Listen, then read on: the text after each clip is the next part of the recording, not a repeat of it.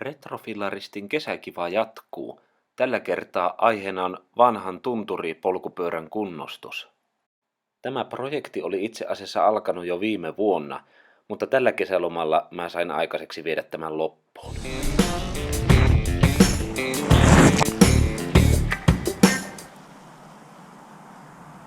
No niin, otin kumit pois vanteelta ja kokeilin, että tietyt liikkuvat osat vielä pyörii. Eivät ole siis täysin jämähtäneet jumiin. No rihtausavaimeenhan ne myi minulle tuolla pyöräliikkeessä samalla kun minä kävin siellä teettämässä muutaman pinnan, koska tästä kiekosta puuttui pinnoja. Siitä lähti tämmönen armoton kiekon rakentelu käyntiin.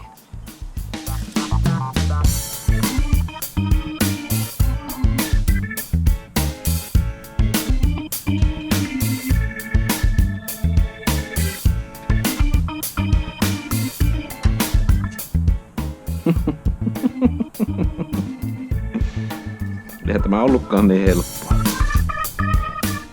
Projektin alussahan kiivettiin puuhun tietty kehon osa edellä. Silloin oppii parhaiten. Tässä mä opin, että yksi pinna pitää ensin ottaa pois, että saat laitettua toisen tilalle.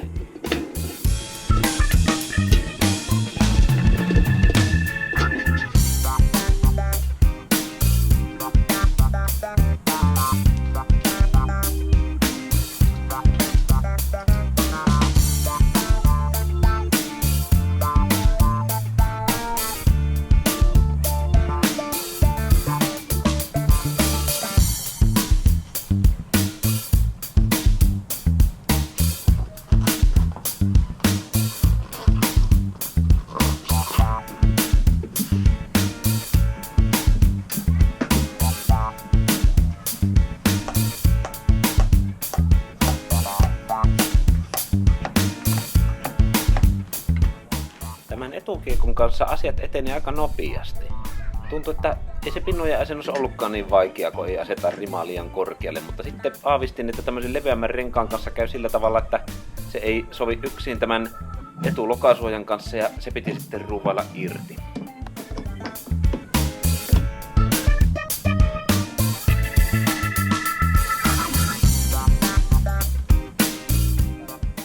Koko tämä fillarikorjaussession aikana tällä pyöräverstalla pyöri tämmönen karvanen kaveri nimeltä Majuri minun seurana. Meillä oli hauskaa yhdessä. Ai että, etukiekko valmiina. Piti sitä vähän aikaa pyöritellä, mutta en mä kauan malttanut istua paikalla. Ajattelin, että nyt takakiekon kimppuun ja kaikkihan käy tälläkin kertaa niin nopeasti kuin etukiekon kanssa.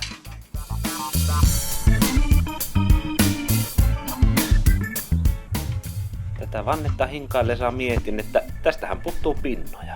Mutta entäs kun ne puuttuu tästä takahammarrataspakan puolelta? Niin, no siinä tuli sitten ongelma ja täytyy turvautua ammattiapuun, siispä pyöräliikkeeseen.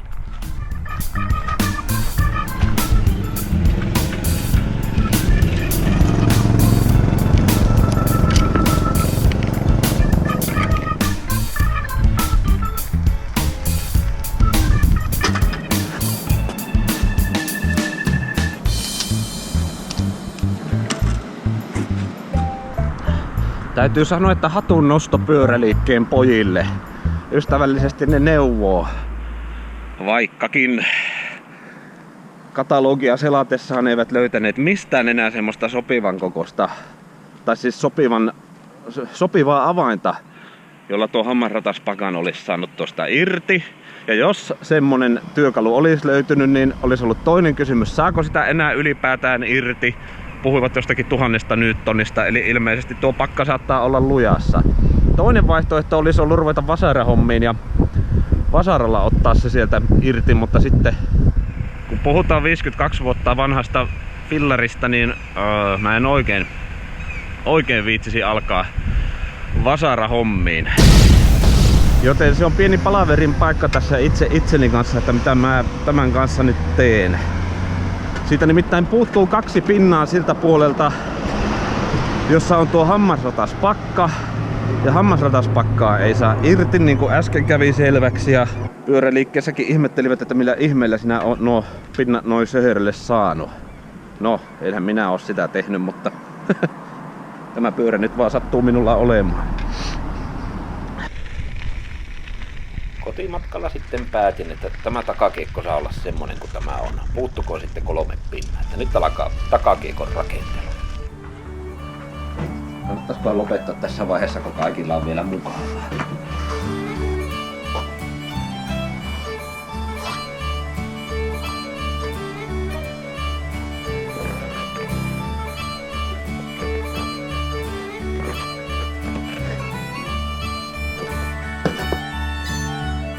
Se meni käsin vääntämällä paikalleen.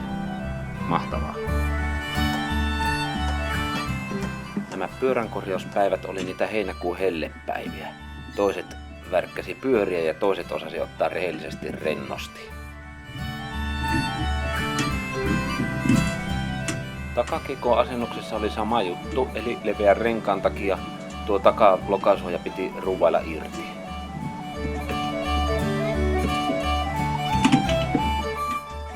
Sitä kun itse tekee, niin työ on silloin kaikista palkitsevinta. Takakiekon asennuksesta palkintona oli vapaarattaan surina, elämän paras ääni.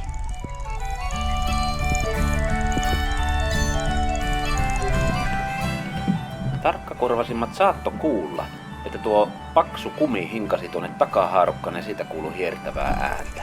No en minä siitä välittänyt. Ajattelin, että vähän tuota taka-akselia säädän ja nautin vielä kampien pyörittelystä ja kuuntelin tätä vaparattaan sulosointua.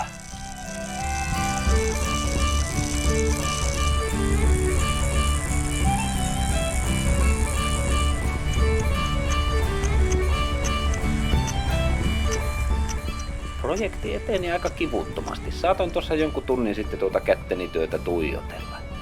No seuraavana päivänä sitten piti vähän saada ilmaa rinkaisin ja ajattelin, että pitää sitä jarrutonta pyöriä vähän ulkoiluttaa. Näköjään tähän kentälle on vedetty uudet sorat. Ei voisi olla paremmat olosuhteet testata jarrutonta pyörää, että sitten kerro kenellekään, että tässä ei ole jarruja.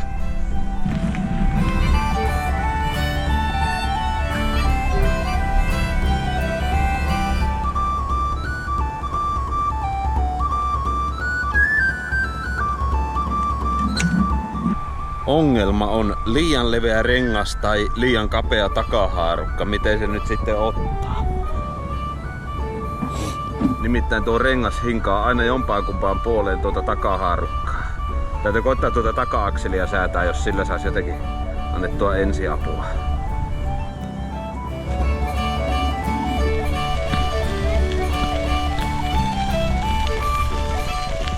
Voi että kun voi ihminen pienestä repiä riemua.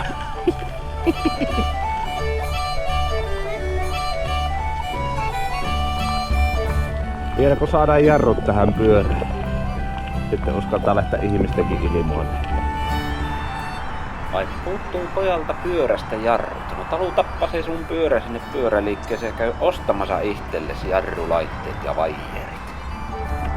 Saatoinhan mä ottaa tuossa muutaman polkaisun semmosessa paikassa, missä ei muita ihmisiä näkynyt. Nonni, nyt olisi Shimanon perusjarrukahvat tuolla säkissä selässäni. Eli vielä lisää askartelua.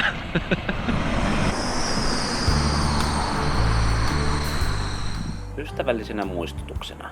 Kaikki nämä toimenpiteet suorittaa toistaitoinen fillarimekaanikko, joten näiden toimenpiteiden matkiminen oman pyörän kanssa sitten täysin omalla vastuulla. Sinähän tuli melkein lämmin, kun otti nuo kädesijat irti. Josta he tähän pihakeinuun ja aloitan nyt ton jarrukahvujen unboxauksen.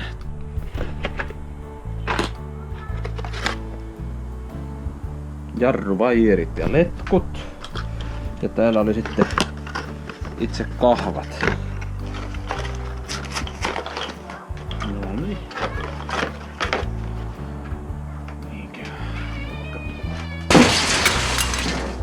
Siinä ne ovat. Shimanon jarrukahvat.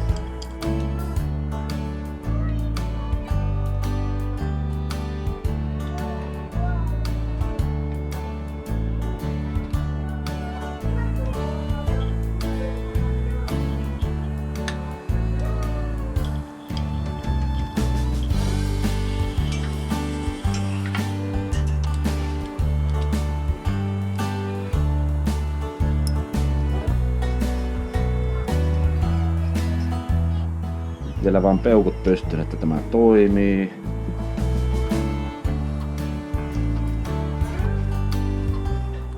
Yhtään semmoista V-jarrun asennusvideota mä en oo katsellut ja tästä ei semmoista tule. Ainakaan tutoriaalia. No niin, hyvä. Yes.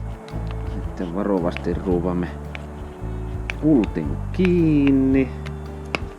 Savun hälvettyä tarkistamme kytkennät. Sattu löytymään pakista soppelit Shimano jarrukengät. Aletaan niitä nyt ruuvailemaan tänne kiinni.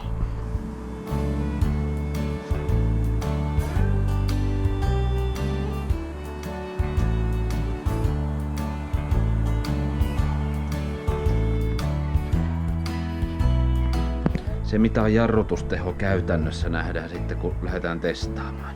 Laitetaan toinen puoli samalla lailla.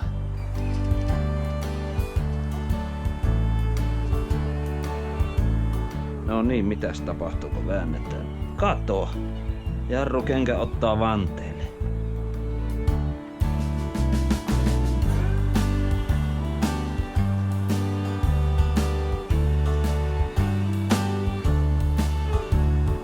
Ja sitten nämä paikalleen vielä.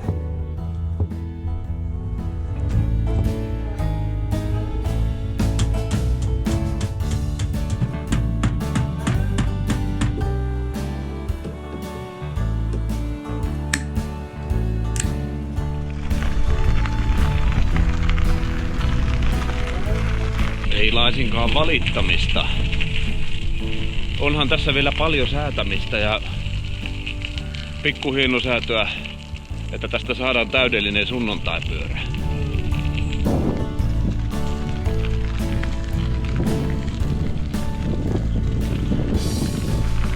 Ja todellakin tätä kaikkea kuvaamista tässä projektin edetessä mä oon tehnyt hyvin videoblogimuotoisesti pikkuhiljaa. Ehkä tunnin tai 2 päivässä. Motto tässä on ollut se, että vähän päivässä ja paljon viikossa. Ja tein itse, enkä todellakaan säästänyt pätkääkään rahaa. Tähän koeajoon vielä liittyy tämmönen pieni pisti, että Harri ja Pekka on jossakin virvelöimässä.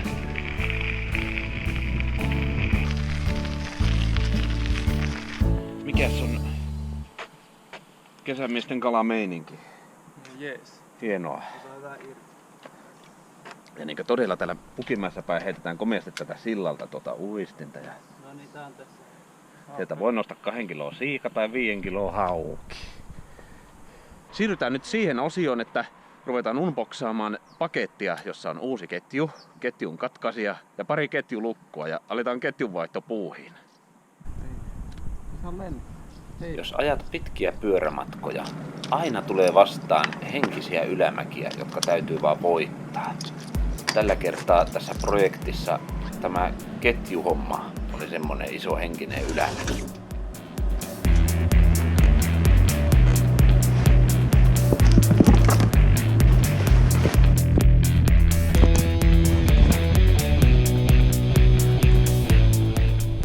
No siinä sitten oli päivän tarvittavat työkalut. Ketjun katkaisustahan löytyy hyviä videoita ja ajattelin, että jos tuon osaa toiset, niin osaan minäkin.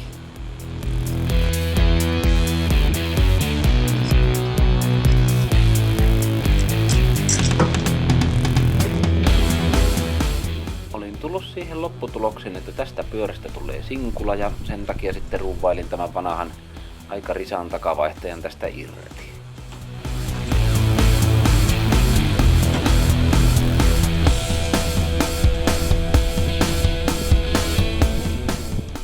Alkuperäinen vaihdevajeri koki brutaalin kohtalon. Kyllähän ketjut ja vajerit saa aina katki, mutta yritäpä liittää ketju yhteen. Siinä on sulle hommaa.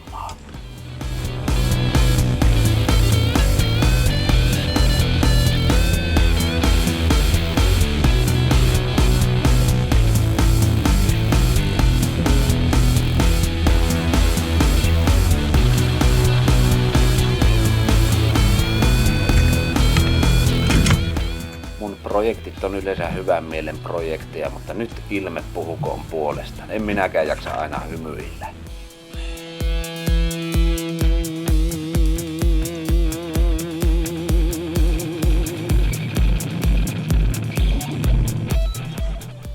ystävä, tässä sinä näet tämmöisen kielletyn ketjun korjauskikan. Eli tässä minä nyt sitten pyöritän irrotettua liitostappia takaisin tuonne ketjuliitokseen, eli teen vähän niin kuin ketjun katkaisun päinvastoin. Tämä oli ainut tapa, millä mä sain tämän ketjun liitettyä yhteen.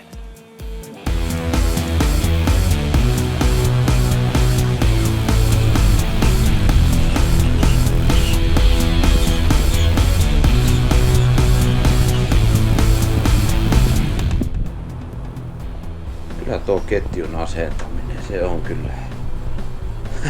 on kyllä semmonen homma, että voisin sanoa, että yksi kovimmista, mitä tämä pillarin kanssa on tehnyt. Oppirahoina sain maksaa sen, että pari ketjulukkoa meni paskaksi, mutta joka tapauksessa mä tiesin, että tästä ei mitään brevettipyörää tehdä, vaan semmoinen rehellinen sunnuntai-pyörä. Eli ketjun asennus saa luvan olla mallia Tapio T, niin kuin kaikki muukin tässä pyörässä.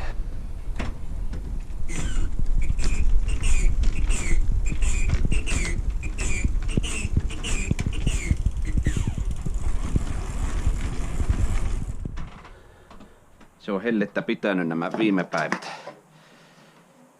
Tätä korjausprojektia kuvatessa on ehtinyt muutama viikko vierähtää ja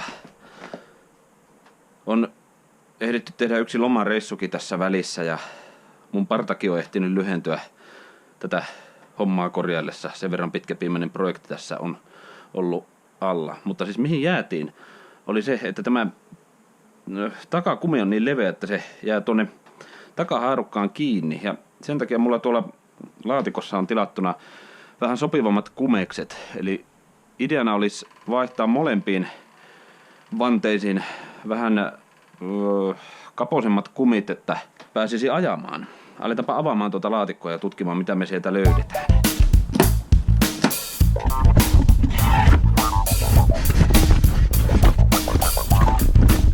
No niin, tässä nämä nyt olisi.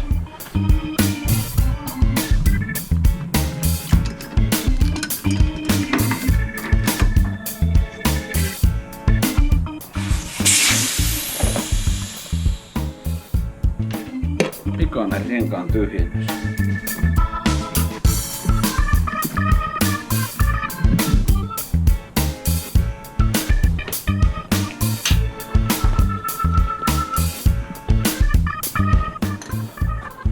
Varmaan tämän vääntämällä pitäisi tästä lähteä.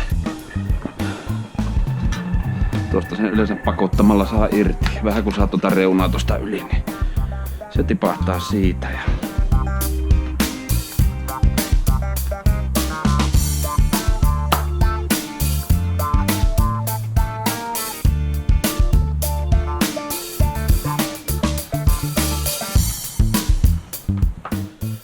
no, se on nyt siellä niin hyvin, miten mä sen sinne saan.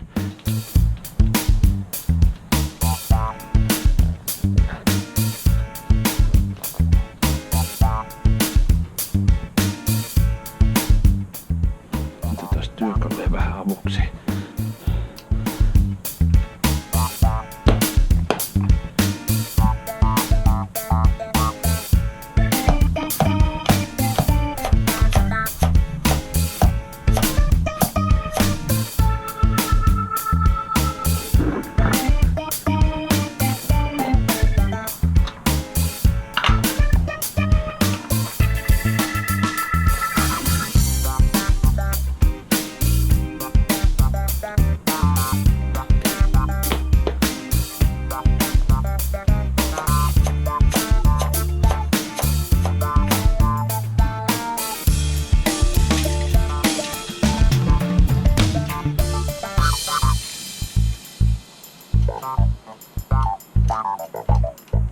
Ootas, pitikö se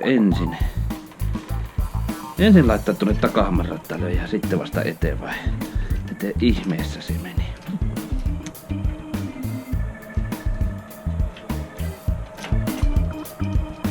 Antaa olla. Aina epätoivon hetkellä on yrittänyt muistaa tässä projektin aikana, että hörppyvettä ja sitten tulee aina valmista.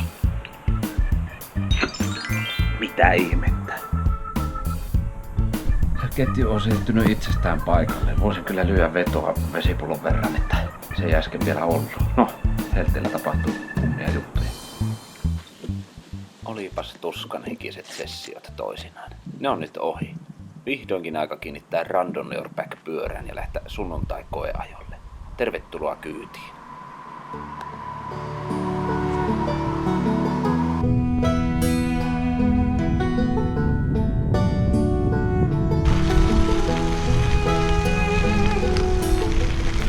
No niin, ensimmäinen virallinen koelenkki tällä pyörällä lähdettiin tekemään tosi tarkoituksessa.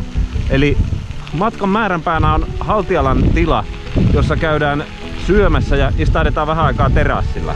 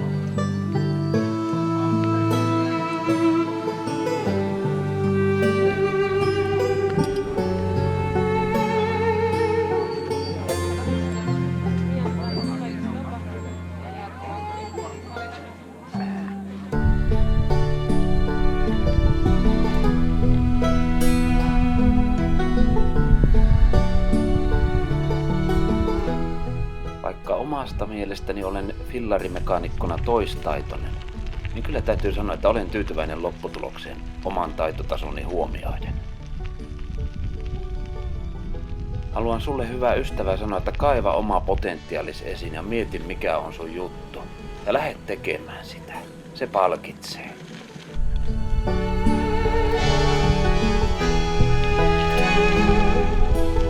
Minä kiitän, että sinä kahtoit tämän koko videon. Minä toivotan sulle mukavia pyöräilyjä sekä iloa sinun päivääsi. Ja me näemme taas jossakin joskus. Kiitos kun olit mukana. Heippa!